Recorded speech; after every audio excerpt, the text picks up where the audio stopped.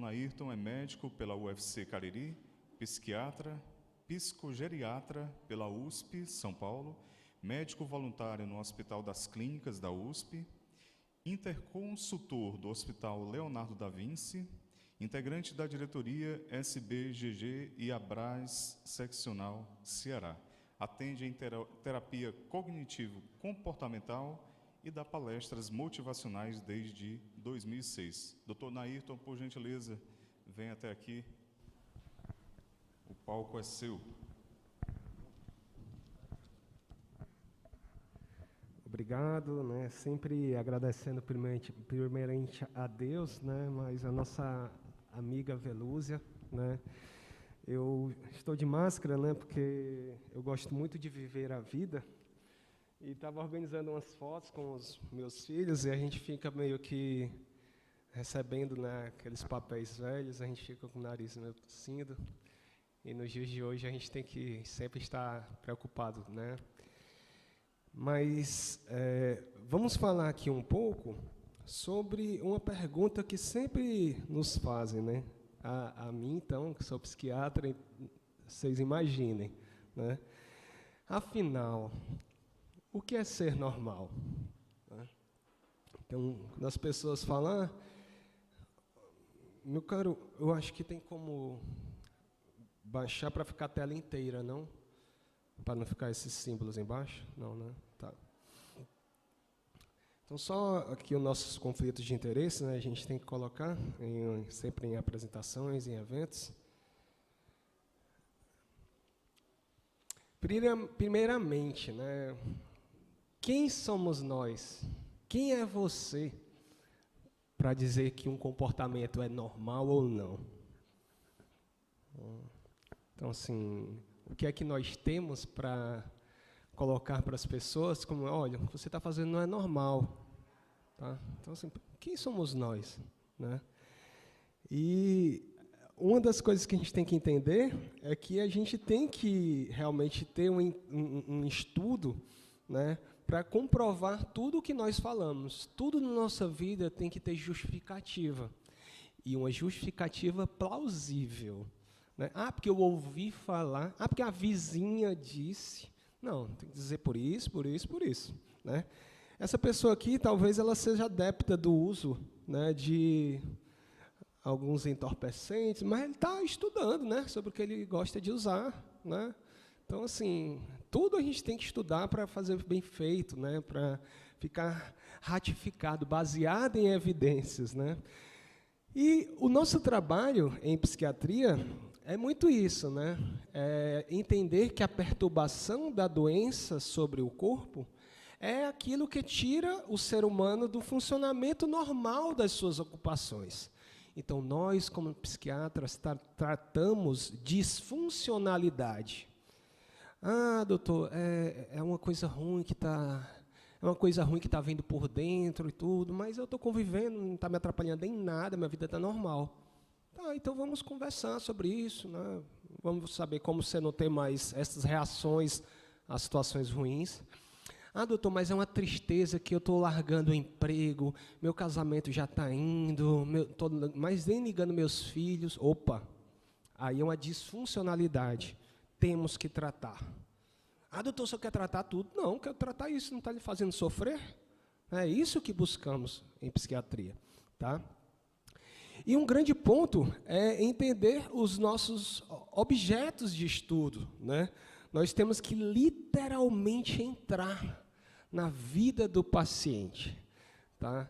Quando nos colocamos diante do paciente, nós não nos colocamos, né, como eu, Nairton Cruz. Né? Eu sou ali o médico, né, que tem um certo estudo, né, que se dedicou para aprender um pouco. E quando a pessoa nos procura, ela está ali unicamente para experienciar uma melhor vivência, qualidade de vida, uma vida em plenitude. Tá? Como não é comum a gente perguntar para as pessoas, e aí, como é que você está? E a pessoa dizer, estou indo, né? Estou mais ou menos, estou levando. Né? E o pior, né? Tem gente que fala, todo jeito que Deus quer, né? Deus não quer a gente assim, né? Deus quer a gente bem, né? Como motivado, né? Vivendo, procurando, né? Experiências boas, tá? Então, a gente observa sempre os sintomas que nos são passados em acordo com as variações no tempo. Por exemplo, você sempre foi assim? Não, doutor, isso é de 3 meses para cá, depois que eu fui demitido do emprego. Tá? Ah, não, faz 1 ano depois que a minha mulher me deixou. Não, doutor, faz 30 anos depois que meu filho morreu afogado. Então, assim, a gente tem que entender de quando é o tempo, né, que isso acontece. Existem também variações culturais. Nós sabemos que existem países, né, em que se você observar uma vaca, você tem que se ajoelhar, né, e idolatrar aquele animal, porque ele é um símbolo de um Deus. Tá? Então, lá no nosso sertão, não dá para fazer isso. Né? Então, assim, a cultura, né, também influencia. E também existem as variações circunstanciais, pessoal. A gente sempre vai melhorando com o tempo, né? Vou até, nesse momento, dar um close aqui nessa imagem, não sei se é possível, meu caro. Essa imagem aqui mostra muito, né, da nossa vida. Em vermelho aqui, a raiva, né? Em amarelo, né, a gente vai vendo, né, as emoções pelas quais todos nós passamos. Angústia, medo. O verde ali, verde é qual cor? Esperança. Né? O amarelo, geralmente, alegria. Né? Todos nós passamos por momentos de ter essas emoções, porque nós não somos, né, vidro. Estou batendo ali na parede. Nós não somos parede, nós somos humanos, nós somos feitos de emoção. Tá? Então, por exemplo, você marcou com uma namorada, né, de encontrá-la e ela não foi. O famoso fora. Você fica frustrado, você fica com raiva. Né? Você vai estudar por uma prova e tal, vai participar aqui de uma palestra. Né? A gente fica ansioso. Tá? A gente fica, né, procura se preparar melhor. Tá? São emoções que têm que vir, porque nós somos humanos. Tá? Porém, se naquele fora que você levou, sua vida não fazer mais sentido, você passar a não querer mais estudar, porque não vale mais a pena, querer largar o emprego e tal, olha o grau, né, de frustração, olha o que essa frustração fez com você. Né?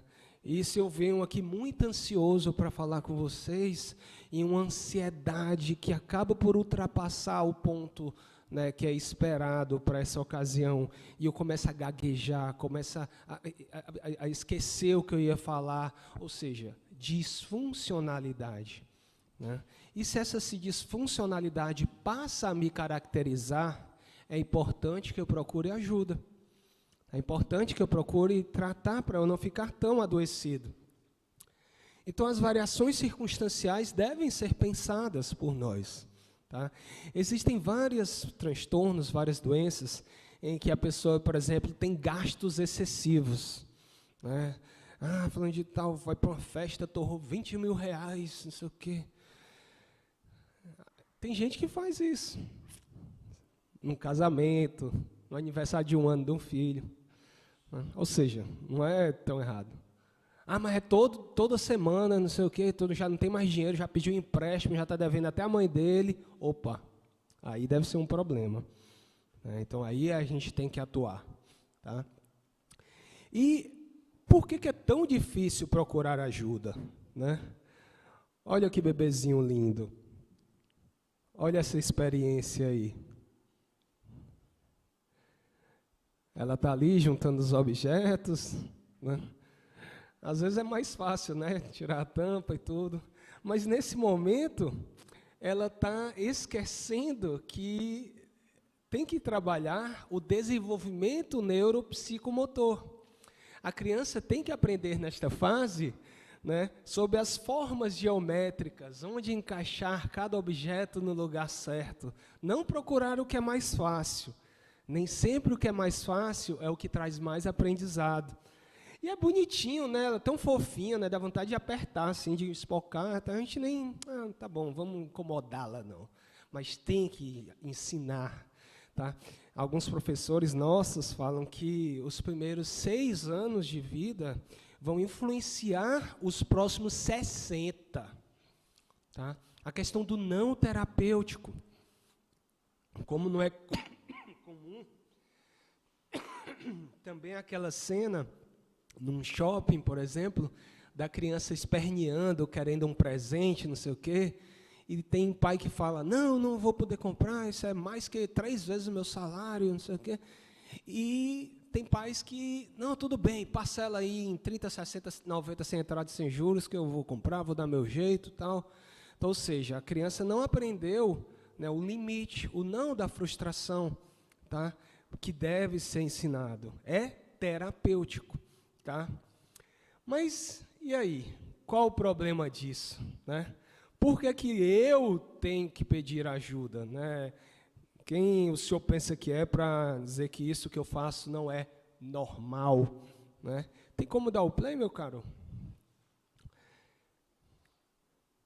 Olha aí, essa criança, né, provavelmente, acho que era o aniversário dela, né, e organizaram o jogo de futebol, toda criança gosta, né? E ele vai pro gol. Errou. Foi engraçado, né? É comum. A gente já viu isso até na televisão, com pessoas pagas para fazer isso, né? Atletas profissionais. Mas olha o estado que essa criança fica, né? Então, assim, como que vai ser essa criança no futuro? Como que vai ser essa criança, por exemplo, passando por dificuldades na sua vivência, no seu crescimento, né, pessoal, na escola, com os amigos? Né? E isso é o que a gente tem que trabalhar para que nós fiquemos fortes, para que nós ganhemos resiliência. A resiliência, pessoal, ela vem do conceito da física. Né? Quanto mais resiliente é uma mola, mais ela estica e volta para o tamanho original. Tá? Então, quanto mais resiliente nós somos psiquicamente, mais conseguimos passar por dificuldades e voltar a um estado mais tranquilo. Tá? Então, esse é o grande ponto que a gente tem que trabalhar. Nestes últimos anos, né, os cuidados com a pandemia, né, tudo que foi assolado nos meios de comunicação, tudo que nos foi imposto, né, muitas vezes irracionalmente, porque o grande problema da pandemia foi a politização que se houve em torno dela. Né.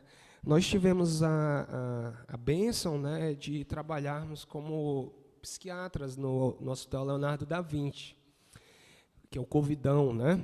Eu trabalhava lá, parecia um astronauta, né? Cheio de EPIs, máscara, face shield, os pacientes com Covid tossindo na minha cara. Mas, assim,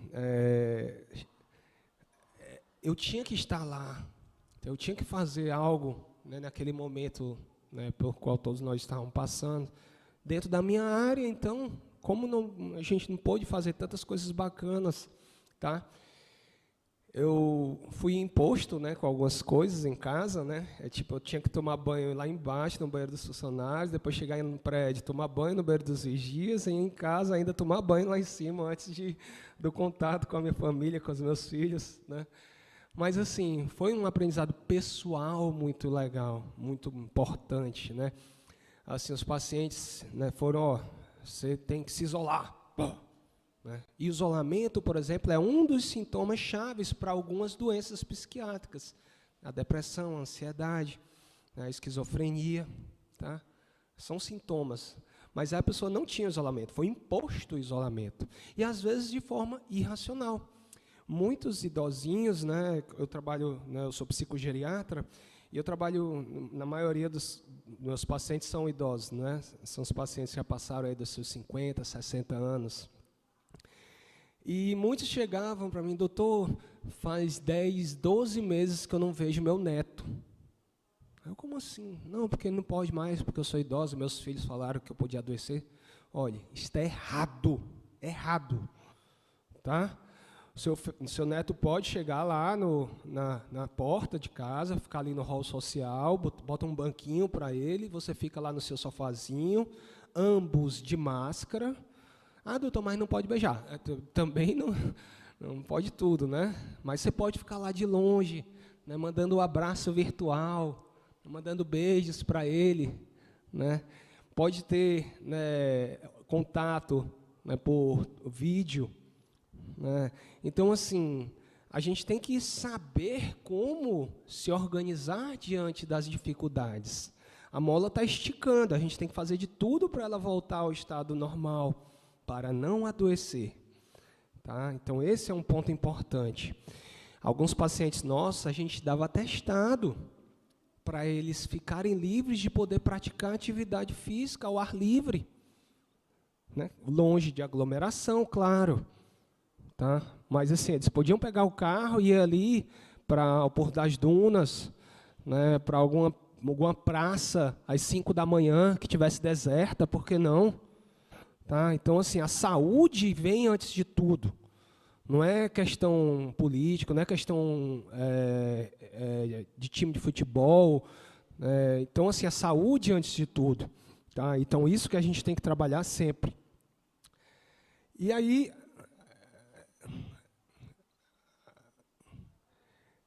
existem algumas soluções que todos veem, né? Então, assim, será que essa bicicleta está segura? Poxa, esse cara com um boné está me botando a mão assim para não pegar sol, né? E olha esse cara aqui, como é que vai amarrar o sapato, né? Então, assim, é fácil dizer para eles como organizar, né? Como realmente ficarem seguros. Mas deve haver orientação. E a orientação, na maioria das vezes, para ser mais efetiva, ela vem de pessoas que têm estudo, que têm conhecimento, né? Para nós é muito tranquilo, nosso carro, o pneu está furando, o pneu está careca, a gente vai no borracheiro, né? Estou com problema, vou resolver. Mas muitas vezes as questões psíquicas, as pessoas vão ali empurrando, né? Não, dá para resolver, dá para ir levando, né? Isso é um grande problema, isso é um grande perigo. Tá? Existem os extremos. Então, assim, olha essa situação, né? Vocês vejam que são vídeos reais, né? Assim, vídeos disponíveis aí nos meios, tá? Provavelmente essa mulher chegou para pegar um pagamento, fazer alguma conta, ó, destratando, né, a funcionária que estava ali unicamente fazendo o seu papel, né? Mas ela foi frustrada. Lembra aquele garotinho do futebol? Né? Claro, não dá para entender muito bem o que ela está falando, mas olha que situação. Né? Isso não é incomum, tá, pessoal? O adoecimento psíquico, ele está em crescente na nossa sociedade, tá? Provavelmente sua mãe, né? Os mais experientes geralmente são mais, né, coesos, são mais adequados, né? Mas, olha, isso não pode ser feito, isso é digno de... Existem leis que coíbem isso, né? Ó, se urinou toda. A gente sabe que em graus de emoções a nossa questão de continência fica desorganizada, né? Então, situações como essas podem ser evitadas, devem ser trabalhadas para que isso não continue. Assim, essa pessoa, ela tem uma chance de adoecer muito mais fácil do que outras. E para esses casos, a frustração leva, por exemplo, a pensamentos suicidas. Olha, se não abriu a porta para mim, então minha vida não vale mais a pena. E aí, nesse rompante de impulsividade, né, outras coisas ruins podem acontecer. Né? Não podemos esquecer que estamos também no mês de setembro, que é o Setembro Amarelo. Que é o mês de prevenção ao suicídio. A gente fala muito sobre prevenção ao adoecimento psíquico. Né? Será que essa pessoa aí está precisando de ajuda? Né? É fácil dizer que sim. Mas até para se ajudar, a gente tem que ter paciência. Até para se ajudar, a gente tem que saber fazer, tá? A gente tem que seguir uma forma de adequação, tá? A gente tem que entender que não é só, tá bom, então eu vou ajudar, tá? Até para ajudar a gente tem que ter técnica, tá? E isso não é incomum das pessoas tentarem ajudar e não conseguirem, tá? Meu amigo, tem como dar o play aí no vídeo, por gentileza?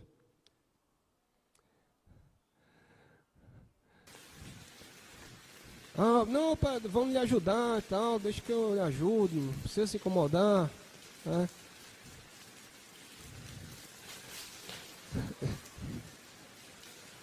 Ele está tentando ajudar, pessoal, pessoal, não vamos rir não, pessoal. Olha o coitado, ele está tentando ajudar. Pessoal, eu não acredito não, vocês estão rindo, pessoal. Pois é, acontece, né? Até para ajudar a gente tem que ter, né, um pouco de entendimento, né? Esse é o nosso trabalho, tá, pessoal? Isso é o que a psiquiatria estuda, né? As alterações do humor. A gente quer que todo mundo se sinta bem. Não necessariamente sorrindo, tá? Não necessariamente feliz, né? Sinta bem, né? Até a gente sempre coloca nos meus pacientes que nós somos médicos, né? Aí tem a formação, né? Eu sou psiquiatra, psicogeriatra, terapeuta cognitivo-comportamental, né? Então, assim, mas antes de tudo eu sou médico, né? Antes de tudo nós buscamos a saúde, né? E nesse momento a gente tem que também se aproveitar da inteligência, do entendimento do nosso, né, querido paciente. Por exemplo, eu falei um pouco da religiosidade, né? Nós, como médicos, nós não devemos impor religião para o nosso paciente, impor uma opinião de time de futebol, né, de política, de cor preferida. Nós não devemos impor aos nossos pacientes as coisas. Nós devemos mostrar os caminhos que os levam a buscar saúde, tá? Eu brinco muito com meus pacientes que eles não vão ao meu consultório por causa dos meus olhos azuis, né? Teve uma pacientezinha que a bichinha tão fofinha, né? Doutor, mas o senhor não tem os olhos azuis? Então, assim, os pacientes vêm até a nossa pessoa procurando melhorar o seu bem-estar psíquico, porque é a partir dele que as outras coisas funcionam, tá? Nós estamos aqui nesse encontro, né, de pacientes oncohematológicos, né? Nós temos a bênção de já termos trabalhado, né, em hospitais, né, que tratavam só disso, e pessoas com câncer, às vezes em estado terminal, podem se sentir felizes, podem se sentir em paz, né? Me aproveitando da religião da maioria das pessoas, né? Nós somos um país, né, laico, né? Não existe uma religião oficial, mas a maioria das pessoas segue Jesus, né? São cristãos. E Jesus falava, né? A saúde. Não. Ele falava, a paz esteja convosco. Então, assim, mesmo quando a sua saúde está ruim, você pode ter paz, você pode ter tranquilidade para enfrentar melhor os problemas. E, falando aqui de pacientes oncohematológicos, o que se sabe é quando o paciente está feliz, está tranquilo, está em paz, até as medicações agem com melhor efetividade. Vocês acreditam nisso, pessoal? Para mim foi difícil, né? Eu sou muito assim, eu não tenho pudor de dizer isso, sabe? Eu não gosto muito de estudar, tá? Mamãe vai me ver, né? Mas eu amo saber. E para saber a gente tem que estudar, né? Então eu estudo muito. E quando vem essas coisas, assim, essas informações, aí lá vai eu buscar artigos, buscar meta-análise, né? Ir para a academia, né? E assim, vários são os artigos que mostram, né, que pessoas que têm religião, por exemplo, elas adoecem menos e, se tiverem alguma doença, elas passam melhor por elas do que quem não tem religião. Tá? E assim, só para ratificar isso, né, como estou gravado, né, e hoje em dia a gente tem que ter muito cuidado, né, com más interpretações, tá? Não significa que os ateus adoeçam mais, tá? Mas significa que quem tem religião é um mecanismo adjuvante, né, à busca do bem-estar, à busca da paz. Tá bom, pessoal? Ficou bem claro, né? Então, nós tratamos o humor, né, alterações do humor, né, como é ruim a gente, né, ter aquela ansiedadezinha ali que está, não, mas doutor, mas dá para levar. Mas você não está sofrendo? Não seria melhor se você não estivesse? Né? Ah, doutor, seria. Tem tratamento? Tem, pessoal. Até para o câncer tem tratamento. Tá? Então, para tudo nessa vida tem solução. Menos para a morte. Tá certo? Então, a gente tem que entender isso. Tem como cuidar, né? Não adianta fazer estudos, né? Ai, quantos centímetros é um sorriso autêntico, não sei o quê. Não, já que você não está conseguindo sorrir sozinho, eu vou inventar aqui um mecanismo que você coloca no rosto e você vai ficar sorrindo sempre. Não adianta isso. Tá? Que o diga o Coringa do Batman. Né? Todo o tempo sorrindo. Mas uma pessoa muito perversa. Né? Então, estudamos também o comportamento das pessoas. Né? Assim, o cara tão bem vestido, sorrindo na chuva, sentindo... Alguém já fez isso, pessoal? Toma banho de chuva de roupa. Ai, como é bom, né? Como assim você se sente... eu não devo satisfação a ninguém, não vou fazer mal a ninguém, né? Ninguém vai se ofender com essa minha atitude. E está lá. Quem sabe, pessoal, ele não descobriu, né, que o filho dele passou no vestibular. Ou então, ele foi aceito no novo emprego. Tá? E tem gente que acredita que as chuvas são as bênçãos de Deus. Né? Então, poxa, como é bom. Tá? Ou essa outra situação aqui, né, a gente vê, rapaz, esses aí tem alguma doença, doutor, não pode. Né? Mas aí quando você olha de perto, pessoal, eles são, né, idosos testando um novo tipo de desodorante. Né? E essas senhoras estão apenas testando se realmente funciona.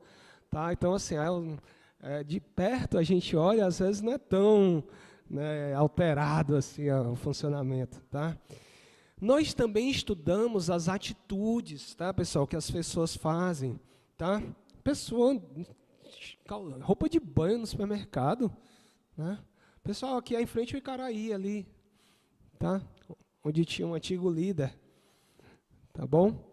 Então, assim, eles estão lá, né? Esse aqui, ele está querendo, vamos olhar de perto aqui, né? Está querendo, a mulher dele estava viajando, né? Está querendo mostrar para ela que ele estava com saudade, né? Que ele está ali pronto para matar a saudade. Não ficou muito bonito, porque até o gato está espantado, né? Mas assim, né, ele está vivendo normal, ele é feliz, ele não está causando mal a ninguém, tá, pessoal? Esse é o grande ponto. Nós muitas vezes nos colocamos barreiras, nos colocamos dificuldades. É porque eu estou nessa idade, não sei o quê. É porque eu não preciso mais fazer essas coisas, né? Meus filhos dizem que não sei o quê. Eu troco muito esse exemplo dos meus pacientes, né? Mas eu tenho pacientes, pessoal, dos 17 aos 103 anos, que ela completou 103 há poucos meses. Tá? Eu tenho muita alegria de trabalhar, principalmente com os pacientes da melhor idade, até porque meu pai, né, ele tem 84 anos, né, e eu não sei o meu amigo Regis, mas ele me pega na carreira. Tá? Então, assim, eu sou muito inspirado em que todas as pessoas idosas sejam como ele. Né, e foi isso que me empurrou para a psiquiatria geriátrica. Né? Então, assim, a gente tem que entender que a vida, às vezes, ela nos coloca muitas dificuldades. Né? E viver feliz, pessoal, não é difícil. Tá? Se até botar um replay aí, não é difícil. Tá? Pode ser complexo, porque às vezes tem muitas coisas que a gente tem que se organizar, né? Trabalho, família, questão financeira, que é importantíssimo, tá? Quanta gente não adoeceu nessa questão da pandemia porque foi lhes tirado o emprego, o meio de subsistência, tá? Então, é muito complexo ser feliz, mas entendam o nome, complexo, ou seja, exige muitas, né, nuances, né, para se buscar a felicidade. Então, nós temos que vencer essas nuances e colocar que nós podemos mais. Pode ser que nós, sozinhos, não consigamos, mas nós, a nossa rede de apoio, que começa pela família, mas também tem a família adotada, que são os amigos, né? Também tem a questão espiritual, né? Você ter Deus, pessoal, é uma forma de você, por exemplo, atravessar ali a Santos Dumont com a pessoa pegando na sua mão, que vai lhe guiar. Ó, não atravesse de qualquer jeito, espere o sinal fechar. Não espere o sinal fechar para dos carros, vai para a faixa de pedestre. Então, Deus, ele nos fortalece nesse sentido, né, de ser uma pessoa, né, que é onisciente, né, ele entende de tudo, né, ele é onipotente, só ele pode tudo, tá? E ele é onipresente, ele está conosco em todas as situações, tá? Então, isso que é importante a gente, né, incentivar essa questão religiosa nas pessoas, né? Eu falo nos pacientes, claro que eu tenho maior convívio, mas nesses momentos, né, que a gente sempre agradece esses convites, a gente está falando não só para pessoas que são pacientes, mas pessoas que podem difundir o que estamos falando aqui. Já pensou, se cada um de vocês falarem para mais 3, o quanto que o público não aumenta, né? Como vai ficar gravado, né? Quantas pessoas vão ver isto, né? Então, é isso que a gente tem que incentivar para um mundo melhor, tá? Um mundo com mais espiritualidade, com mais paz. E como que se vê a psiquiatria, né? Como que as pessoas ficam quando vocês, pessoal, comentam, rapaz, você não devia procurar um psiquiatra, né? Eu fiz terapia cognitivo-comportamental, né? A gente, né, não chegou a concluir, mas assim, uma das coisas que a gente entende é que a terapia cognitivo-comportamental está associado a isso. Nossa mente, as nossas interpretações influenciam na maneira como nós agimos, tá? Essa frase, você não acha que você devia procurar um psiquiatra? Tem gente que se ofende, né?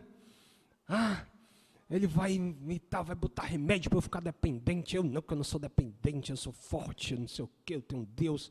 Pessoal, eu atendo pessoas religiosas, pessoas que ensinam os outros a serem religiosos. Ah, não, mas eu tenho muito dinheiro, eu não preciso de psiquiatra. Pessoal, eu atendo pessoas muito ricas, tá? Assim, a gente ainda mantém por teleconsulta, eu atendo teleconsulta pacientes de vários locais, tá? Basta ter internet para ser nosso paciente. E, por exemplo, eu atendo um paciente de São Paulo, né, que o pessoal lá de São Paulo, quando é rico, né, é rico mesmo, né? E uma das queixas dela era assim, doutor, eu perguntei, olha, você tem coisas que você gostava de fazer, você não gosta mais? Ela, doutor, eu gosto muito de ir para a praia. Tá, às vezes eu pegava o jatinho, eu ia ali para Ibiza. Sabe como é você chegar lá, né, e não vê mais graça? Aí eu, em Ibiza, sei, deve ser triste mesmo, né? Eu acostumado aqui a ir no máximo para Jericoacoara, né? Então, assim, ela ia para Ibiza, uma das praias mais famosas, mais requintadas do mundo, né? E não via mais graça, né? Então, assim, as queixas, elas fazem nesse nível. Mas eu, com muito orgulho ainda, pessoal, né, eu já estou nessa coisa de medicina há mais de 20 anos. Tá? O pessoal diz que eu tenho cara de novo assim, mas o currículo entrega, né? E, assim, eu ainda trabalho no SUS, tá? Com muito orgulho, tá, pessoal? É um público realmente que, assim, às vezes é mais difícil de ter acesso Há médicos que dediquem a sua atenção a olhar o paciente, a entrar na vida do paciente, a fazer perguntas que vão fazer toda a diferença, né? Isso exige compromisso, isso exige empatia, né? No começo da minha vida, como médico, eu sofria muito, né? Porque, assim, eu era médico, eu tinha que tratar doenças, né? Como é que é a saúde no Brasil? Como é que é a saúde no Ceará, no Brasil, no mundo? Né? Então, eu ficava, puxa, eu tenho que ajudar mais gente, eu tenho que ajudar mais gente e tal. Ai, ali eu comecei a adoecer. Comecei a ficar disfuncional. Né? O que eu fiz? Quem sabe? O que eu fiz, pessoal? Eu estava disfuncional. Procurei ajuda. Tá? E aí eu fui, né, trabalhar em terapia, isso. Né, e aí eu recebi um diagnóstico, né, que me ajudou a tratar, que é empatia patológica. Tá? Você se coloca tanto no lugar da pessoa, você entra tanto na vida da pessoa, que você passa a não se sentir bem com aquilo. Você passa a ver, será que ele entendeu tudo que eu disse? Né? Eu gosto muito de colocar na consulta, né, a consulta com o psiquiatra, eu até brinco com os meus outros colegas, né? Ela demora um pouco mais, realmente. Né? Aí os meus colegas falam, mais de 20, 30 minutos. Rapaz, esse tempo, às vezes, é só para o paciente entrar e sair da sala. Né? Muitos são idosos, caminham devagar, cadeirantes, né? Aí vem os acompanhantes, né? Até se acomodar todo mundo ali e tudo, né? Então, para entrar e para sair. Então, assim, é um tempo que a gente dedica muito a entrar na vida da pessoa. Tá? Mas, assim, quando a gente entra na vida da pessoa, a gente consegue fazer... entender a real origem dos problemas, né? Entender quais as melhores opções farmacoterápicas. Né? Às vezes o pessoal nem precisa de remédio. Eu tenho vários pacientes que eu não uso medicação. Tá? Só nessa questão de orientações, de hábitos de vida. Né? Foi muito bem colocado aqui pela doutora Cíntia. Tá? Então, assim, muitas vezes na vida, pessoal, a gente só precisa de alguém que entenda como melhor seguir um caminho mais adequado. Né? Quanto menos remédio, pessoal, melhor. Tá? Então, assim, eu falei da questão do médico ser muito impessoal, mas, no fundo, todo médico é cristão, porque ele pratica a fraternidade, né? Pratica, né, a questão da empatia, né? São fundamentos cristãos. Então, assim... Quando a gente utiliza uma medicação, a gente tem que entender por que o paciente está usando cada remédio daquele. Eu que tenho essa bênção, né, de trabalhar com idosos,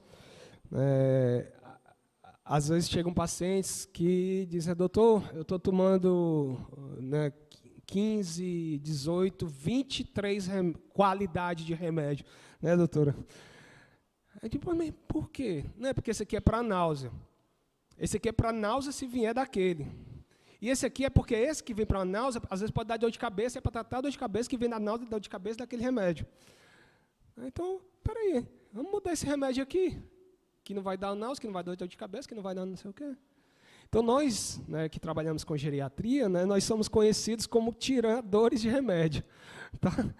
Então, assim, os pacientes que realmente entendem o compromisso do médico, né, eu não tenho dúvidas em dizer isso.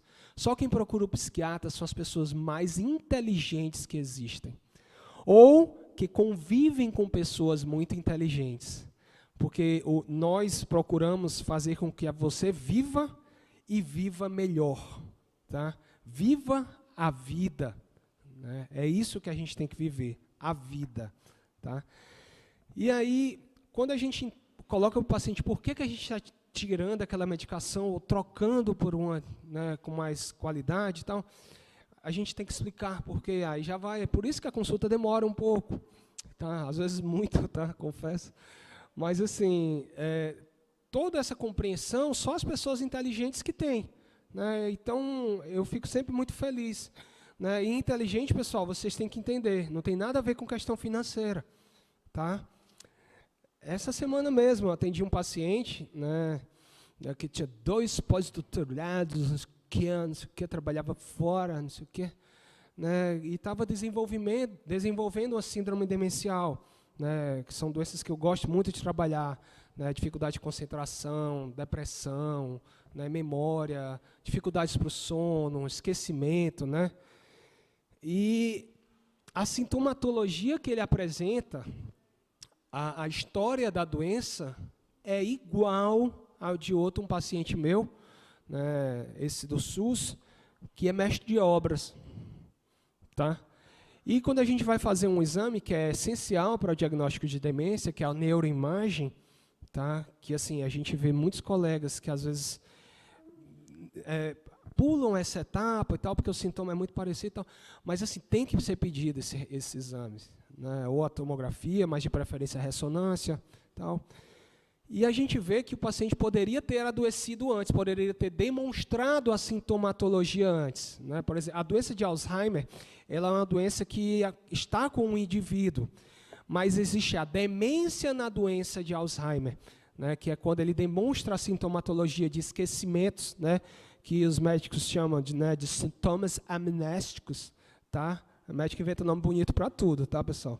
Então, assim, os esquecimentos, que aquilo que leva à disfuncionalidade, só apareceu depois. Por quê? Porque ele tinha muita reserva neurocognitiva. Ele teve um bom desenvolvimento neuropsicomotor. Durante a vida dele de mestre de obras, ele cuidava de várias obras ao mesmo tempo, sabia o nome de cada funcionário. Se um funcionário faltava, eita, será que ele foi deixar a filha dele de nome tal, que nasceu dia tal, no médico e tal? Então, ele tinha muitas conexões neuronais e o cérebro dele estava robusto, né, para aguentar essas demandas que a doença leva, né? Então, assim, a forma de adoecimento dele, né, foi muito semelhante à daquela minha paciente, que tinha dois pós-doutorados e tal, né, porque a inteligência não está só na questão acadêmica, na questão financeira, né, está na maneira como a pessoa entende o mundo, né, trabalha com o mundo. Tá? Então, assim, nós cuidamos desses pacientes, tá? Isso é o nosso trabalho. Alguns colegas nossos brincam, né? É bom psiquiatra, porque tem muita qualidade de vida, né? De vez em quando vai para a praia, não dá mais plantão noturno. Então, assim, pessoal, isso também não é tão verdade, tá? Assim, é claro que podem existir pessoas assim, tá? Mas a gente que se dedica mesmo, né? A gente também trabalha bastante. Tá, a gente também é chamado no meio da noite, porque o paciente teve um ataque de pânico e não tinha como resolver e tal. E meus pacientes sabem que podem ter meu telefone, ele nunca desliga. Tá? Às vezes eu deixo ele em modo avião. Tá? Mas, assim, quando eu termino o meu compromisso, né, eu retorno todas as ligações. Né, quem é da minha intimidade sabe. Tá? E uma outra falha que eu tenho, né, aproveitar aqui a audiência, confessar, que eu não consigo muito acompanhar mensagens no celular. Né, então eu brinco, se acumula 20 mil mensagens. Né, porque eu gosto muito de estar em grupos, né, gosto muito de marcar os contatos e tal. Mas, assim, às vezes a gente tem que enfrentar a vida e estar disponível para os nossos pacientes. Né, tem pacientes que ligam, doutor, desculpa estar lhe dando trabalho. Rapaz, obrigado por estar me dando trabalho. Já pensou se eu estivesse na fila do benefício, sem trabalho? Né? Então, assim, a gente trabalha bastante também. Tá? E o que a gente se vê, né, muito essa questão da desvalorização, né? De achar que realmente, né, a nossa opinião não é importante. Né? Por exemplo, no Leonardo da Vinci, a gente participava da Comissão de Saúde do Estado. Né? A gente sabia das primeiras decisões, né, que eram tomadas, que iam demandar todas as orientações dos gestores para o acompanhamento da Covid. Então, assim, nesse momento, nos últimos anos, não se tem falado tanto em saúde mental. Né? As pessoas finalmente estão acordando para a importância de uma boa saúde mental. Né? Porque sabem que é a partir de uma boa saúde mental que você consegue, né, viver a vida. Tá? A grande mensagem que eu quero deixar para vocês aqui. A psiquiatria, né, foi, né, academicamente, né, muito revolucionada pelo Dr. Emil Kraepelin, né, onde ele escreveu um tratado, né, mostrando isso, que as doenças psiquiátricas são principalmente causadas por desordens genéticas e biológicas. Esse primeiro livro dele, né, Demência Precoce, ele estava enumerando e colocando com artigos, com rigor científico, o tratamento da esquizofrenia, que à época era chamada de demência precoce, né, parafrenia, né. Então, assim, é um ponto importante que a gente coloca na psiquiatria. Porque já pensou se doenças normais fossem tratadas como a depressão? Né? Quem nunca viu essas situações acontecerem? E a depressão, pessoal, em 2019, né, saiu alguns artigos que mostravam que ela era a terceira maior doença em morbimortalidade do planeta Terra. E assim, como a gente só estuda aqui, né, eu até amplio, né, do universo. Tá? E, naquela época, em 2032, a depressão seria a primeira. A que mais afasta as pessoas de uma vida. A que mais leva as pessoas a irem para o trabalho, chegar mais tarde, sair mais cedo, diminuir a produtividade, né, ficar de lado para o casamento, largar de mão os filhos. Tá? Então, isso a gente chama de disfuncionalidade. Em 2032, iria ser a primeira. Então, esse trabalho é de 2019. Tá?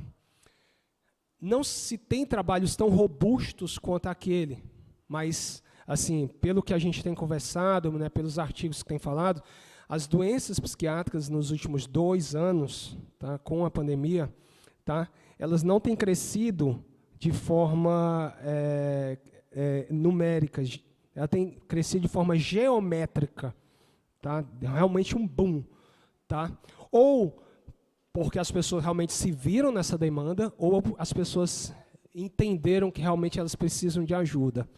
Mas, assim, nós temos trabalhado muito mais, a verdade é essa. Tá? E esses momentos aqui, paradoxalmente, são para que não precisemos trabalhar tanto. Tá?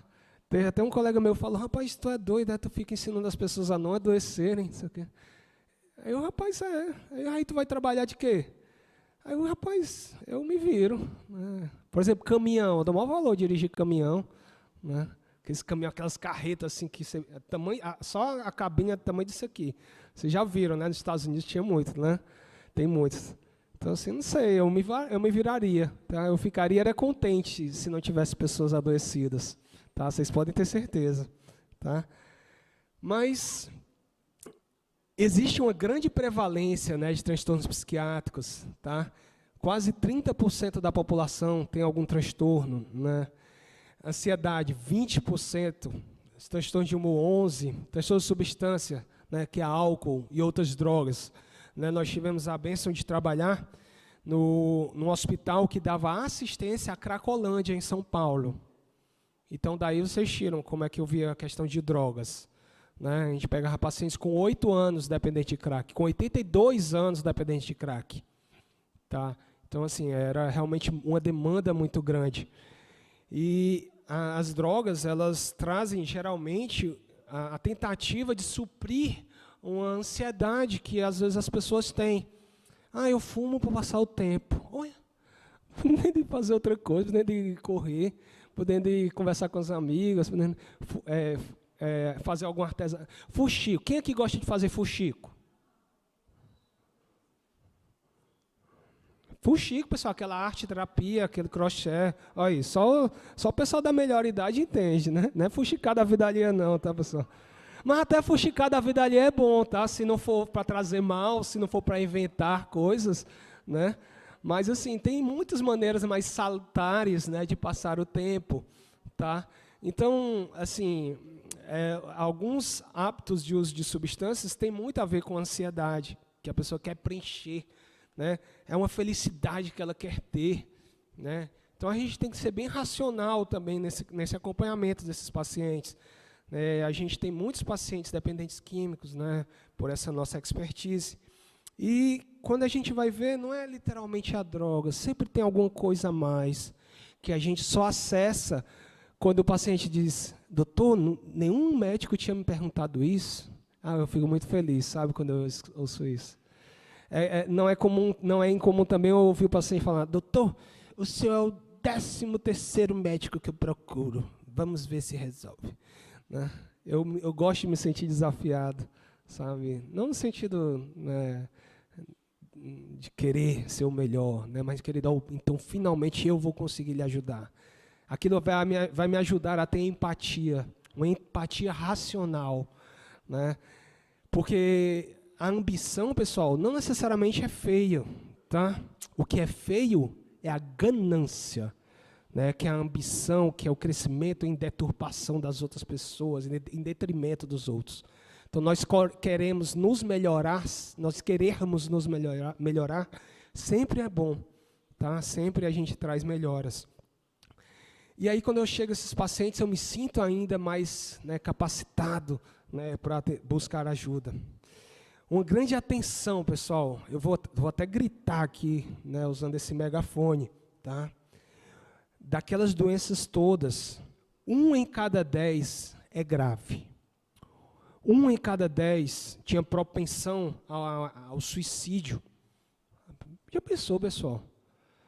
Não, eu estou tão ruim que só eu me matando que eu vou ficar bom. Como assim?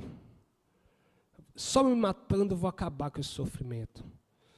Tá? Então, olha o nível de gravidade que algumas pessoas se encontram.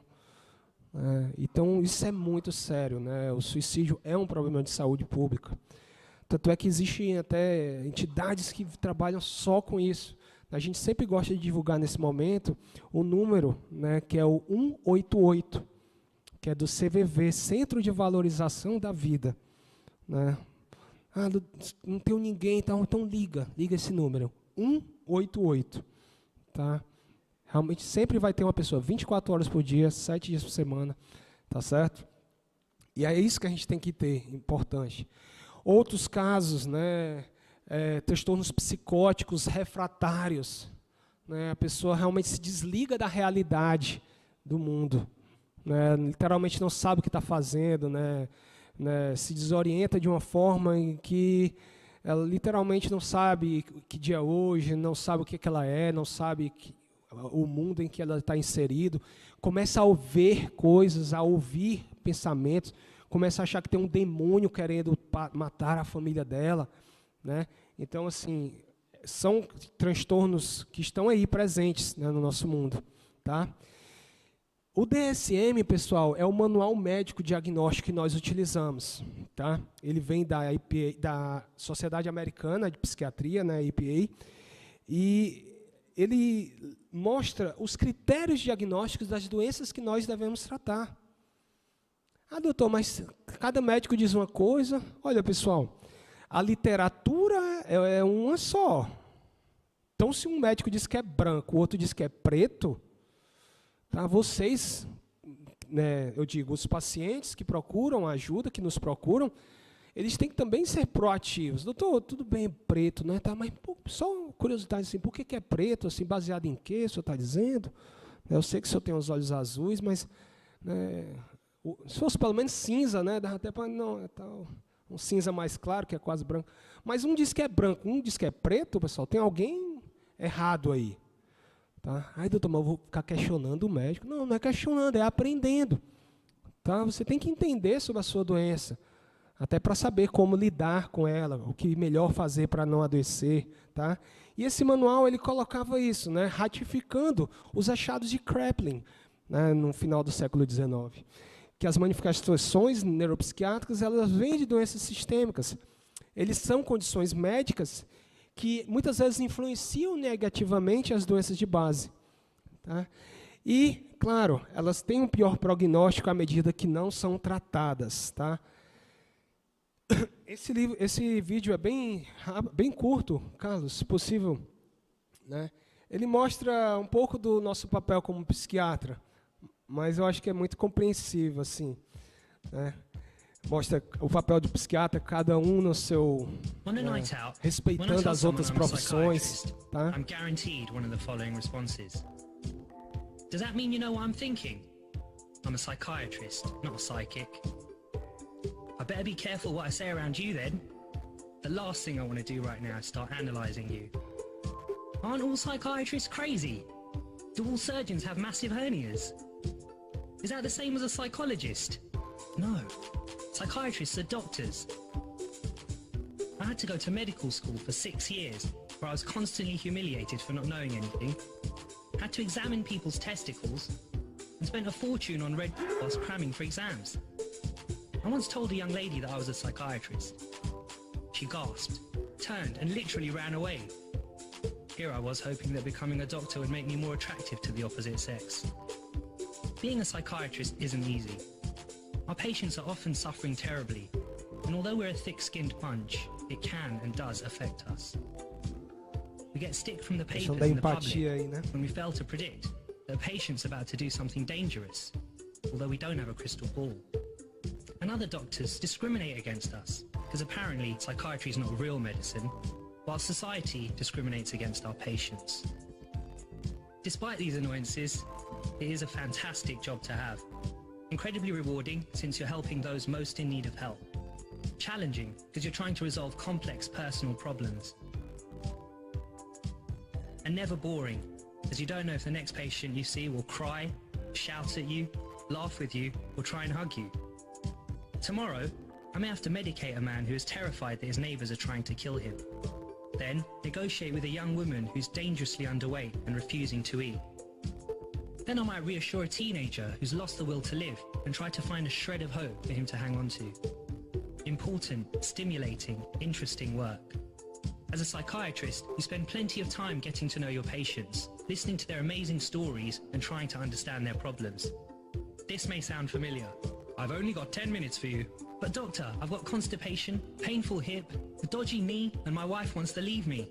Pick one of those. So, all medical students must want to become psychiatrists, right? Wrong. The attitude of the public and other doctors towards psychiatrists has resulted in a recruitment crisis in the specialty. How can we address this? The image of psychiatry needs serious work.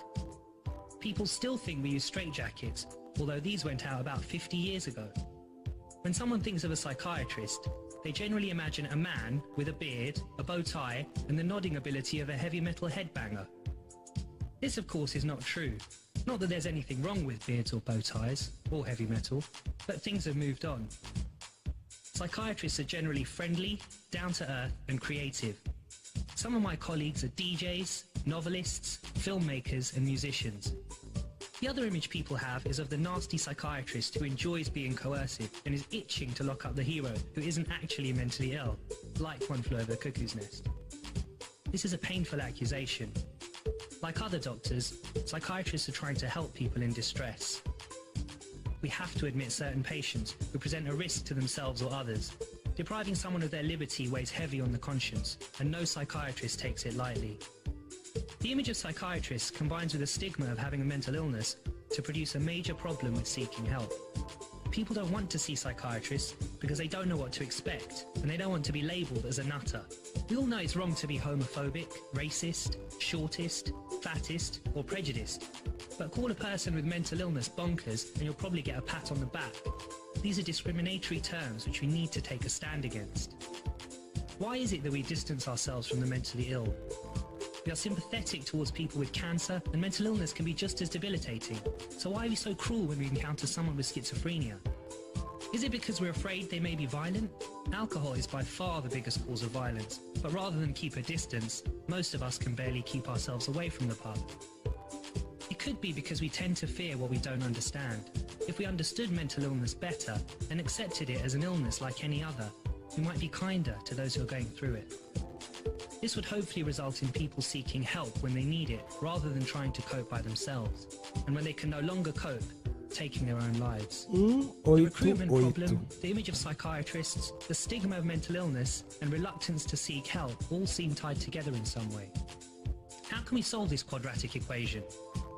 Public education about mental illness and what psychiatrists do and don't do is a good place to start.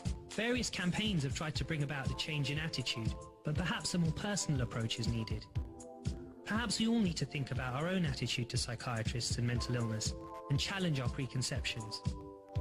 Mental illness affects 1 in 4 people at some point in their lives, so you never know. It could be you that needs help. If and when you do, your friendly neighbourhood psychiatrist will be waiting, probably clean-shaven and definitely no bow tie. É isso, pessoal. Uma das coisas que a gente quer mais, né, que se contagie agora que as coisas estão melhorando, tá? É a alegria, tá? Esse vídeo mostra um pouco como é tão simples, tá? A gente se contagiar pela alegria, tá?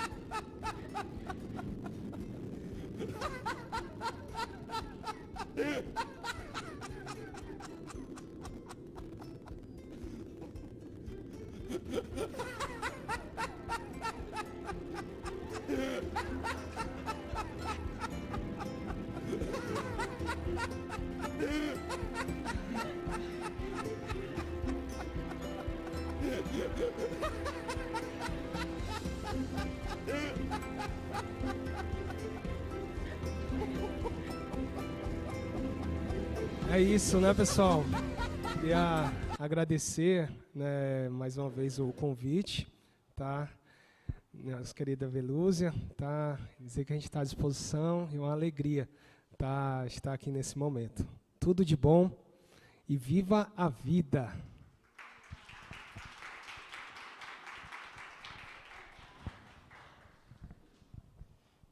Obrigado, doutor Nairton, sua participação. Mas, se o senhor quiser permanecer aqui, nós vamos agora dar continuidade com a roda de conversa, né, com o próprio doutor Nairton. E também queremos convidar aqui o psicólogo doutor Regis França. Cadê ele? Ele está aqui? Regis França. E a assistente social Ana Caroline Freitas. Que vão colaborar nesse momento aqui, fazer essa roda de conversa, trocar aqui vários conhecimentos que vão agregar, né? Doutora Ana Caroline Freitas é assistente social do Hospital Universitário Walter Cantídio, mestre em Serviço Social pela UES e atua com o acompanhamento social dos pacientes do TMO, doutora, pronto. E o doutor Regis, psicólogo clínico, palestrante, psicólogo escolar, sócio do Instituto Kenosis e psicoeducador. À vontade, doutor Nairton, para o senhor aí conduzir esse momento e também os demais, viu? Fiquem à vontade. Exatamente sobre como cuidar da saúde mental, dando continuidade à fala do doutor Nairton aí, né? Isso. Os doutores vão colaborar. A intenção nossa, né, pessoal, é mais ouvir vocês, estarmos aqui literalmente à disposição para o que vocês puderem colocar de dúvidas, né, quanto a questões da vida, né, buscando realmente isso que eu falei, né, saúde mental, viver a vida. Eu gostaria de iniciar só para agradecer o convite, né? Tive a grande oportunidade de conhecer a Velúzia num projeto social que nós participamos no ano passado, com os pacientes do transplante lá do Hospital das Clínicas, em que nós tínhamos uma roda de conversa uma vez por mês com esses pacientes lá no Gabo. Então, eu tive a oportunidade de participar junto com ela, de saber um pouco mais da vivência desses pacientes, da história de vida deles, né, de conhecer a própria Velúzia, a história de vida dela, que com certeza foram momentos que engrandeceram muito para os pacientes e para nós profissionais também que pudemos participar desses momentos. Então, é um grande prazer estar aqui, né, nessa manhã para a gente conversar um pouco sobre o cuidado, né, do paciente, cuidado do cuidador também.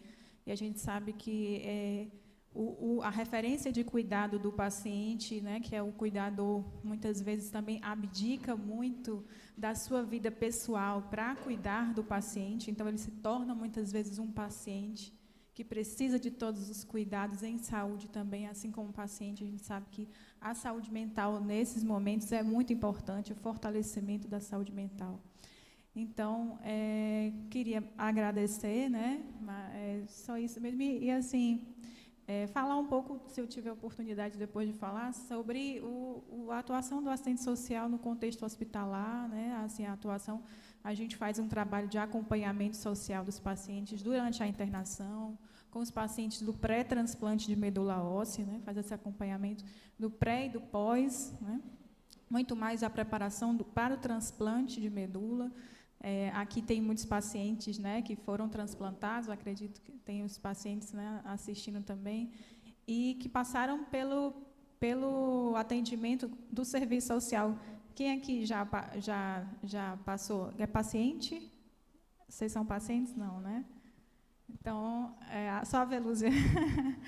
Mas, assim, durante a internação, a gente faz esse acompanhamento, o paciente passa, em média, 1 mês internado, dependendo do transplante, dependendo da recuperação. Então, a gente faz essas visitas de rotina no hospital, né, presta a assistência também, as orientações sobre os direitos sociais dos pacientes, sobre os direitos previdenciários, ajuda a solicitação do benefício sobre o INSS, que tem muitas dúvidas, né, sobre os direitos sociais, o acesso aos direitos, encaminhamento para as diversas redes de apoio socioassistenciais, né, CRAS, CREAS, CAPS, quando é o caso. Então, a gente faz esse acompanhamento nesse sentido, né, de que ele possa acessar direitos. É mais ou menos isso que o assistente social faz. Para quem já sabe, para quem não, a gente pode esclarecer também algumas dúvidas. Bom dia, me chamo Regis, sou psicólogo. Eu agradeço a oportunidade. A Vera, eu conheço por Vera, não sei se já é um nome mais íntimo. No caso, eu a conheço porque ela é vó da minha sobrinha, né? Então, nós somos meio que familiares, e a conheci através de uma situação que nós passamos, minha família, e acabamos que nos aproximando. E eu estou aqui para servir e contribuir a vocês de alguma maneira, alguma forma, e da melhor maneira possível. Tudo bem? Então, podemos começar. Alguma pergunta, alguma dúvida sobre saúde mental, estilo de vida? Caso não, os nossos colegas podem começar aqui. Tem uma querida ali que está doida para perguntar. É você mesmo que está me olhando.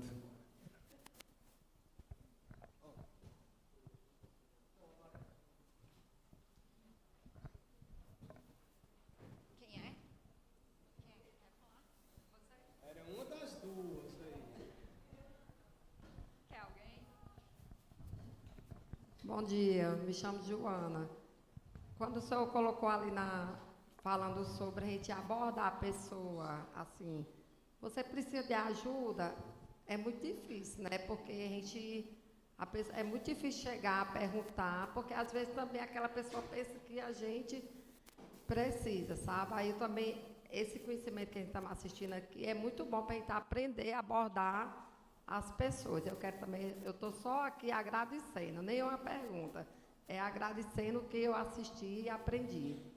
Que bom, eu fico muito contente, tá, dessa tua colocação.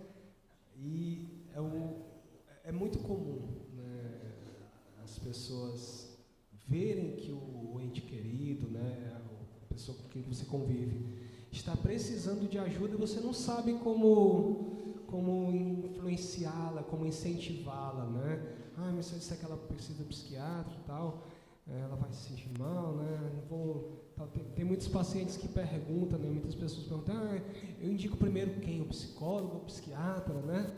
Olha, eu falo assim, olha, procure um bom profissional.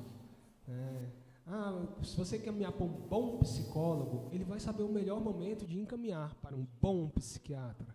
Se você encaminhar para um bom psiquiatra, ele vai saber o momento que, olha, vamos trabalhar também com um bom psicólogo. Né? Então, você tem que procurar uma pessoa que vá nortear o paciente, né, para a melhora de vida. Né? Se você busca isso, geralmente você deve ser uma pessoa feliz. Até porque quem é feliz quer espalhar a felicidade. Se você for falar com uma pessoa e ela for rabugenta, ranzinza, né, mal educada, né? Pode ver que aquela pessoa tem algum problema, mesmo que ela mesma não saiba. Às vezes ela mesma não sabe, mas tem um problema, né? Então, existem várias formas de a gente abordar indiretamente, né? Olha, né, eu também lembro que tinha uma pessoa que estava se sentindo assim, e ela viu que não era um problema, né, no coração, no rim, no pulmão, era nas emoções, né, era na maneira com que ela interpretava, como ela se frustrava com o mundo, ela reagia de uma maneira muito ruim, negativa, e ela lembrou que tem uma área médica de uma especialidade que só estuda isso. E quando ela foi, ela se melhorou bastante, ela se viu muito ajudada. Será que você não gostaria de ir? Aí é um médico, é um psiquiatra e tudo. Aí você sente, né, se a pessoa não vai seguir, não. Ou indiretamente, tá, minha querida? Assim, é muito comum os pacientes terem uma resistência forte, mas não vou, posso até morrer, mas eu não vou, né? E aí você, olha, eu estou fazendo acompanhamento, né, e eu estou me sentindo muito melhor, e o meu médico já falou com várias pessoas que eu amo, né, que são importantes para a minha vida, e ele queria ouvir também a sua opinião. Eu ir para o psiquiatra? Não, você vai para o psiquiatra, meu psiquiatra vai falar de mim, né? E indiretamente, a gente com aquela habilidade, né, que nos é esperada, nós vamos tecendo com que o paciente perceba que ele pode ser ajudado, né, com o nosso trabalho.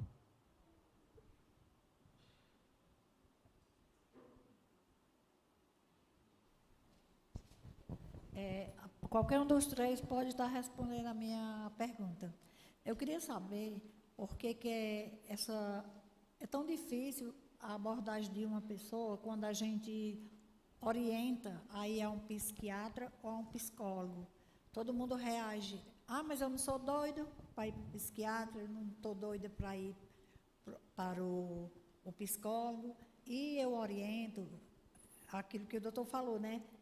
A gente precisa ter o discernimento de procurar uma ajuda antes que aconteça uma catástrofe, porque para reverter o quadro de quem ficou louco ou de quem está com uma depressão profunda e não quer mais me ver, ninguém me ama, ninguém me quer, é o fundo da rede, é o escuro, é um quarto trancado, eu acho que essa situação fica bem pior, né?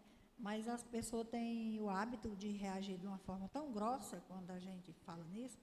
Eu acho que devia ser trabalhado mais a cultura de que a informação ainda é o melhor remédio, né?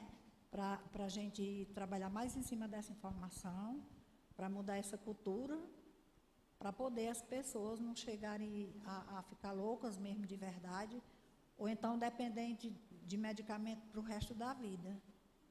Porque eu passei por tanta situação difícil na minha vida, tantas, que você não tem noção. E assim, de ansiolítico a água benta, todo mundo me ensinou a tomar de tudo. Mas eu sempre preferi enfrentar a situação de frente, arregaçar a manga, porque eu aprendi, eu assisto muito o Cortella, e ele fala assim, ou você coloca um banco, sente e chora, ou você bota o banquinho debaixo do braço e vai à luta. Eu sempre ando com um banquinho debaixo do braço, porque tem situações que você tem que enfrentar, né? E eu queria, assim, que vocês respondessem mais ou menos o que a gente pode fazer para ajudar uma pessoa, porque eu sou muito procurada, assim, para dar orientação. E quando eu falo, não, procura um psicólogo, eu não sou psicóloga, a pessoa quer me contar a vida inteira dela. É porque comecei assim, aconteceu isso com o marido, com o filho. Eu não sou psicóloga, eu não sou psiquiatra. Procure um profissional, procure ajuda, aí já fica... Ou eu não faço uma abordagem correta. É o seguinte, isso fez eu lembrar de um caso, de uma vez que eu fui para uma palestra, e quando eu cheguei na palestra, eu desci do carro, aí a pessoa que foi me recepcionar falou o seguinte, olha, ela sussurrou para a outra, esse aí cuida de loucos. Aí a outra falou assim, não, ele é só psicólogo, quem cuida de louco é o psiquiatra. Né? Aí eu olhei assim, eu falei, eu escutei, certo? E elas, desculpa, mas é somente uma informação aqui. Não, tudo bem. Aí eu fui explicar para elas. Eu acho assim, dona Vera, que a melhor coisa que a gente pode fazer sempre é informar, certo? o que é que o psicólogo faz? O que é que o psiquiatra faz? Entendeu? Então, muitas pessoas, elas chegam com alguns preconceitos, algumas ideias, e essas ideias se tornam preconcebidas porque elas não compreendem qual é o trabalho do psicólogo, elas não compreendem qual é o trabalho do psiquiatra, certo?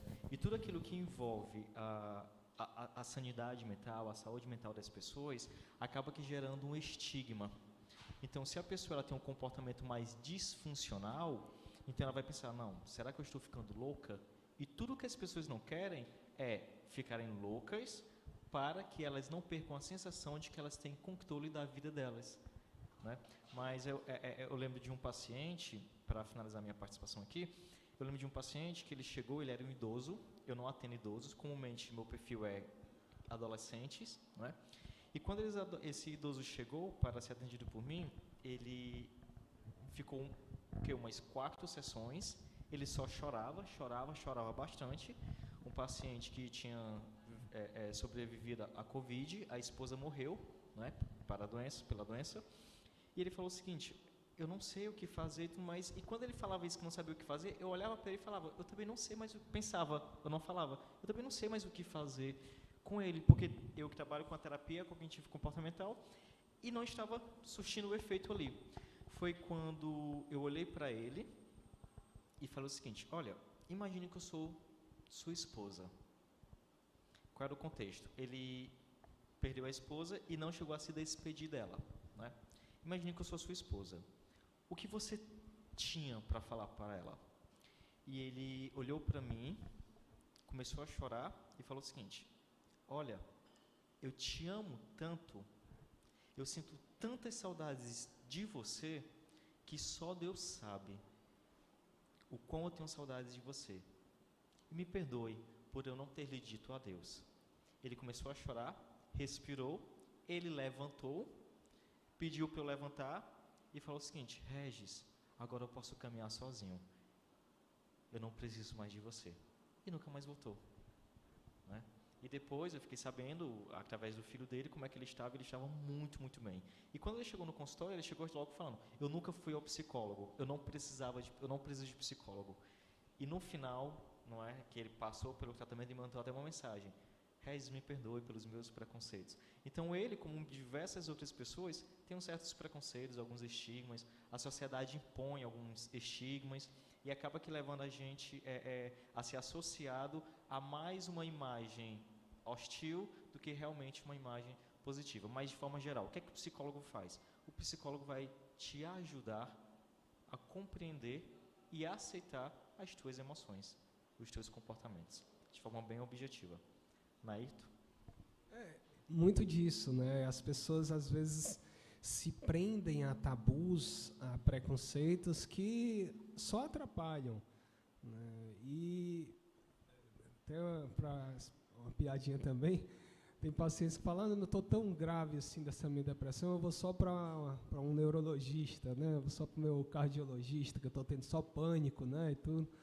Então, esse mês, né, foi um mês muito abençoado, né, para nós, de muito trabalho, né? Como eu disse, o Setembro Amarelo, né? Então nós somos muito requisitados, né, por várias instituições para falar, né, sobre a importância do bem-estar psíquico. E como o Regis bem colocou, né, quando você vai para um profissional é porque você está precisando de uma ajuda. E você não precisa dar satisfação a ninguém. Ah, vão me chamar de louco? Vão, mas só eu sei como eu estou me sentindo, né? Como eu disse, eu gosto muito de trabalhar com idosos porque eles são muito sábios, né? E tem um ditado que fala, né? Só você sabe onde o sapato aperta, não onde o calo dói. Só quem sabe é você. Se você for para um médico, ele fala, eu sei. É difícil saber. Pode até... Assim, né, nessa minha pouca experiência, eu costumo dizer assim, eu entendo, tá? Eu imagino o que você está sentindo. Mas saber mesmo, só sabe quem passa. Então, assim, vão me chamar de louco, vão dizer não sei o quê. Pessoal, você vai querer melhorar a sua vida. E você melhorando a sua vida, como eu disse, você vai estar também melhorando a vida de quem lhe rodeia, né? Na psiquiatria é muito legal isso, porque além de a gente atender um paciente, na verdade a gente está atendendo ali as pessoas com quem ele convive, a pessoa com quem ele trabalha, né? Então, todas as pessoas com quem ele tem alguma relação. Então, a gente está atingindo diretamente, mas indiretamente vários. Não é incomum os pacientes virem até mim, mas quem está pagando a minha consulta é a minha sobrinha, não sei o que e tal, porque assim, ela se sentiu incomodada com o seu sofrimento, né? Ela já se compadeceu com o seu sofrimento, né? Que é o que a gente trata, sofrimento, disfuncionalidade.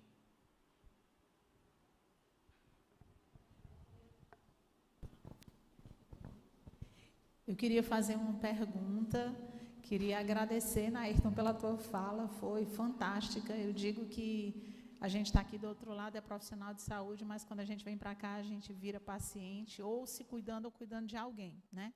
Então, muito obrigada, dar os parabéns à Velúzia por montar uma mesa dessa, vi a Carol aqui. E aí eu queria uma consideração e queria fazer uma pergunta para vocês. Existe muito preconceito das pessoas em procurar o psiquiatra, e no psicólogo nem se fala, né?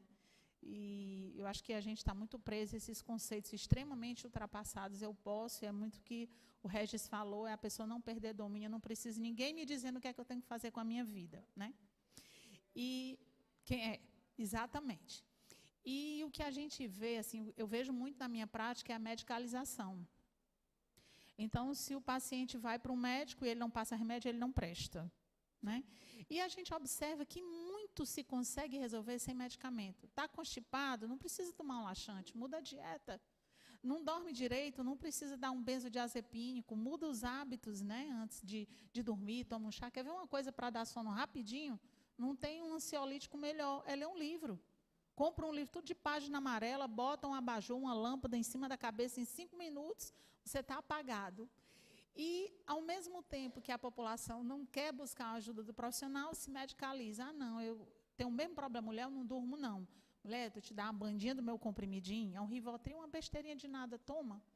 E aí eu queria perguntar para vocês, nos diversos cenários que vocês têm da psicologia, do serviço social e da psiquiatria, como é que vocês encaram como o maior desafio, ou o que é que a gente poderia fazer para tentar mudar isso? Porque eu acho que, independente de, por exemplo, eu ser farmacêutica, independente na mão de quem o paciente cair, eu acho que a gente pode tentar trabalhar essa desconstrução da medicalização. É caro, faz mal para a saúde, eu sou farmacêutica, então, o que puder não tomar de medicamento, eu digo para todo mundo, corre longe.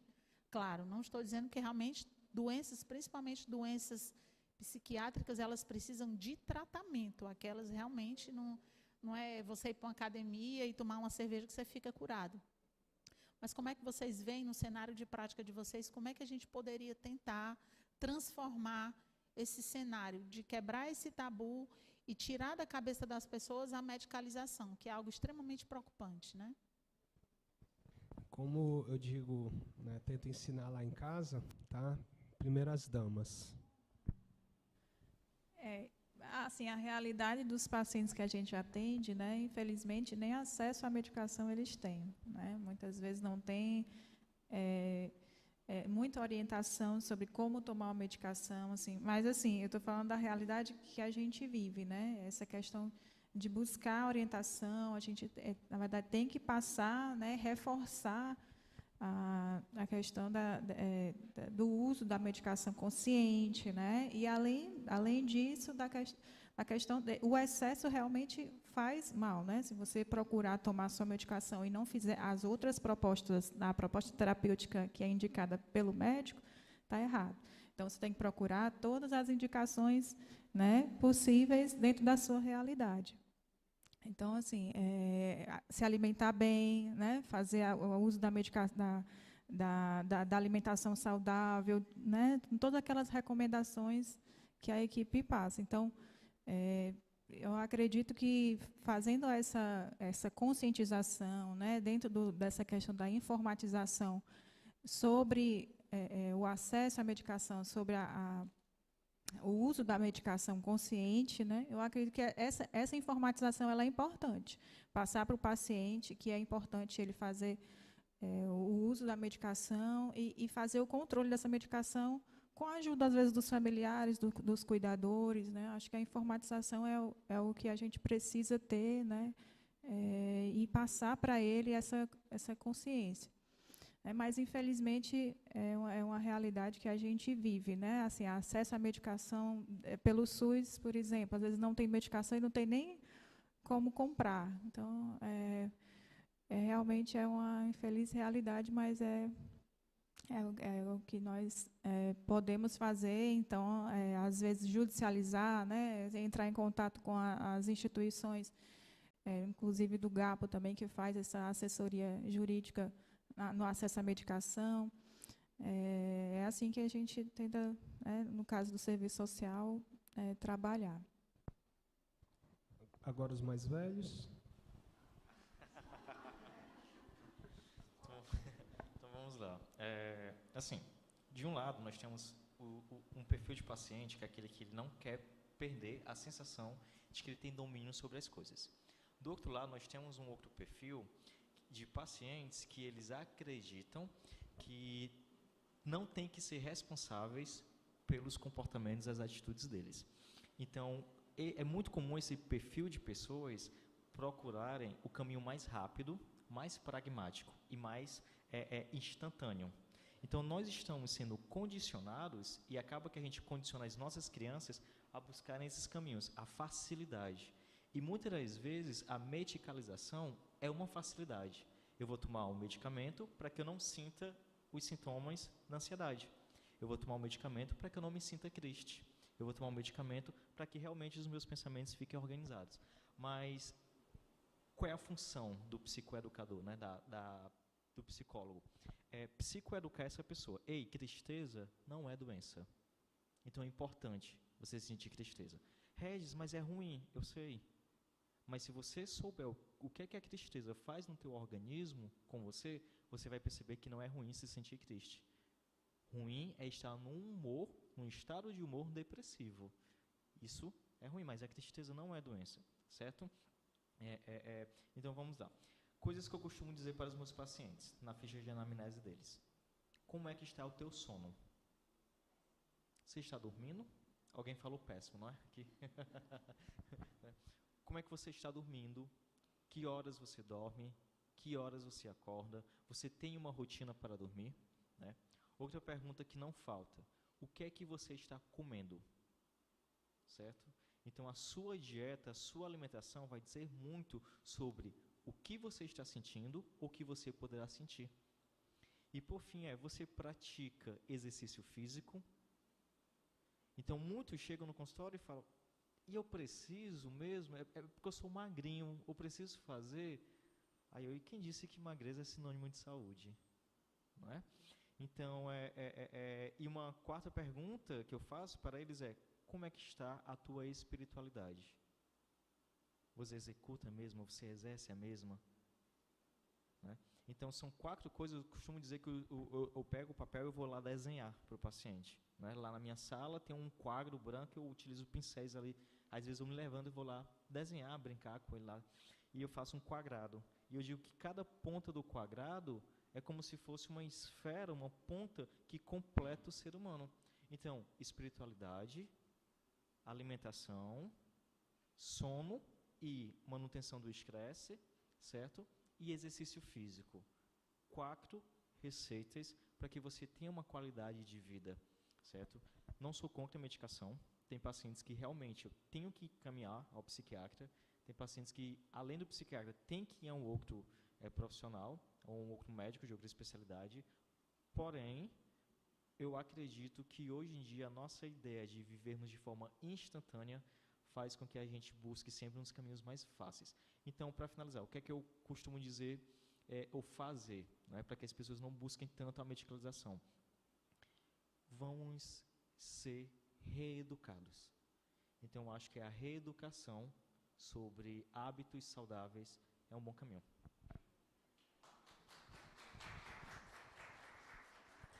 Esse é o ponto, né? Assim, na nossa prática, a gente sempre buscou o que a literatura evidencia de melhor para o paciente. Então, nós seguimos guidelines, Nós não seguimos apenas aquele médico que fala, olha, eu tenho 30 anos de experiência, e na minha experiência, meus pacientes, não sei o quê. Aí, às vezes, a gente, olha, tudo bem, eu peço até desculpas, né, de estar perguntando, mas quantos pacientes o senhor já atendeu assim? Ele, mais de 50. Né? Aí eu, entendi. Mas, olha, esse tratamento que eu estou utilizando são mais de 50 mil nesse estudo que eu estou seguindo. Tá? Então, talvez tenha um pouco mais de assertividade do que o senhor está colocando. E aí a gente vai colocando apenas as medicações extremamente necessárias. Né? Infelizmente, para os meus filhos, né, doutora Cíntia, eu coloco, né, que é infelizmente para eles, porque a indústria farmacêutica é muito rica. Né? Então, eu não tenho participação em nenhuma indústria farmacêutica. Né? Eu sou speaker de alguns laboratórios, né? Eu mostro para os colegas, né, algumas medicações, alguns que são boas, que eu costumo trabalhar, mas até nessa primeira abordagem, quando o laboratório chega a mim, eu falo, olha, mas eu vou falar sobre a molécula, eu vou falar sobre... Né, não, doutor, mas eu tenho que fazer isso aqui. Eu não, você está, né, vindo com o apoio médico, né, financeiro e tal, mas eu não vou fazer o que você está me pedindo. Eu vou fazer o que a medicina me instrui a fazer. Né? Quem faz o que o outro quer por dinheiro tem até um nome, é outra profissão, né? Das mais antigas do mundo, né, parece. Então, assim, quando a gente tenta livrar os pacientes, né, desse pensamento, né, distorcido, né, de que só o remédio trata, a gente está unicamente seguindo o que a literatura manda. Tá? Sempre, primeiramente, prevenção. Né? Sempre, primeiramente, tratar a dinâmica de vida que está lhe adoecendo, para a gente não ficar enxugando o gelo. Tá? Para dormir e tal. Assim, a gente trabalha com muitas moléculas, né, que ajudam a pessoa a dormir. Né? Mas, como eu disse, eu não tenho associação com a indústria farmacêutica, então eu não vou ficar prescrevendo todo o remédio e tal. Às vezes, hábitos de vida nos fazem... Quem lembra que quando a gente passa um dia em atividade, um dia numa rotina estressante, à noite a gente fica enfadado. Lá vem aquele sono gostoso, né? Aquele sono assim cansado. Final de semana, rotina de trabalho, não sei o quê. Né? Nas Sagradas Escrituras fala, né? Guardai domingos, né, e festas, para você descansar. Né? Então, aproveitar aquele momento para você descansar. E, como eu disse, eu tenho vários pacientes que eu não uso medicações. Tem pacientes que às vezes sentam e falam, ai, doutor, eu vou logo dizendo que eu odeio remédio. Aí eu falo assim, olha, eu não odeio, eu sei que é importante, mas eu também não gosto. Tá? Quanto menos remédio, melhor. Mas, olha, tenha certeza que se eu indicar uma medicação, se eu indicar, por exemplo, uma internação hospitalar, é porque não teve outro meio. Tá? Eu já, né, aproveitando que a gente está aqui no Ceará, eu já matutei tudo que era possível para evitar, para não passar aquele remédio, para evitar a internação. Mas se eu indiquei, pessoal, podem ter certeza, eu como médico, eu recebi essa educação dos meus pais, de tentar fazer pelo outro o que a gente queria que fizesse conosco. Né? Eu faço pelos meus pacientes que eu queria que fizesse não comigo, com mamãe. Tá? Então, eu levo tudo isso em conta. Nossos pacientes do SUS, né, porque que eu ainda até brinco, né, enquanto estiver pagando a gasolina, eu ainda estou indo lá, né, no SUS, tá, atender os pacientes mais pobres, né, muitas vezes. Os pacientes que, às vezes, pessoal, a gente passa a medicação que é disponível pelo SUS, que é de graça, mas o paciente chega, doutor, não pude tomar o remédio. Mas por quê? Não, doutor, é que eu não tenho dinheiro para passagem para ir pegar o remédio. Tá? Eita, pessoal, isso dói, viu? Puxa vida, você não tem ideia como a gente sofre. Por isso que a gente tem que ficar se trabalhando, né, na nossa empatia para ela não nos atrapalhar. Tá? Então, a gente tem que entender que quanto menos você usar componentes extras, né, que são as medicações, e mais você ir na origem do problema, né, de o paciente mudar as atitudes que estavam fazendo ele adoecer, melhor. Por exemplo, estresse no trabalho.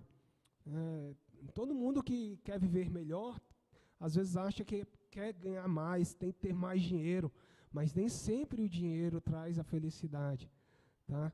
Você vai ganhar aqui R$2.000 a mais, mas em vez de cuidar de 20 pessoas, você vai cuidar de 200. Dá trabalho lidar com gente, tá, pessoal? E isso às vezes nos adoece. Mas será que está compensando aqueles 2.000 a mais? Então, assim, tudo a gente tem que entender, né, no caminho, né, da plenitude, de viver a vida. Né? Então, acho que é essa forma mais prática da gente, né, deixar só o que precisa realmente. A dor de cabeça. Todos sabemos de que se a gente for para um quarto escuro, né, com uma massagenzinha aqui no cangote, uma musicazinha baixinha, gostosa, né, um cafunézinho, tal, a dor de cabeça de 4 a 6 horas ela passa sozinha, sem remédio. Só que aqui, quem tem 4 a 6 horas e essa estrutura toda, né? Então, existe um comprimidinho, né, que o ser humano inventou, né, dotado, né, da sapiência divina, né, que em 15 a 20 minutos passa a dor de cabeça. Então, por que não tomar? Tá certo? Então, são essas coisas que a gente tem que avaliar ao prescrevermos ou não medicação. E você tomando uma medicação junto com o seu médico, pessoal, essa questão de dependência nunca vai ocorrer. Tá? Porque o médico, próximo a você, ele vai entender quando que você realmente está ficando dependência. Até porque dependência de medicação é uma das coisas que nós tratamos. Tá? Tem até um CID para isso, F13.2. Tá bom, pessoal?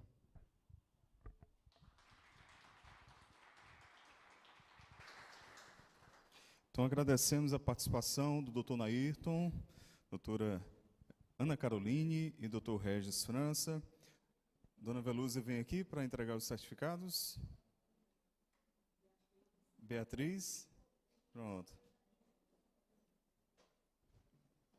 Pronto, hoje em dose tripla, né?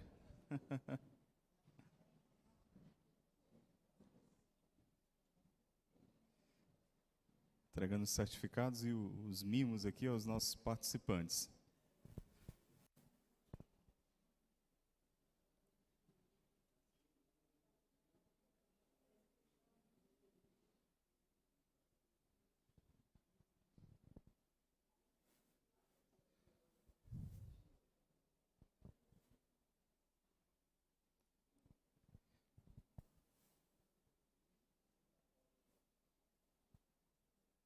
Posição para a foto.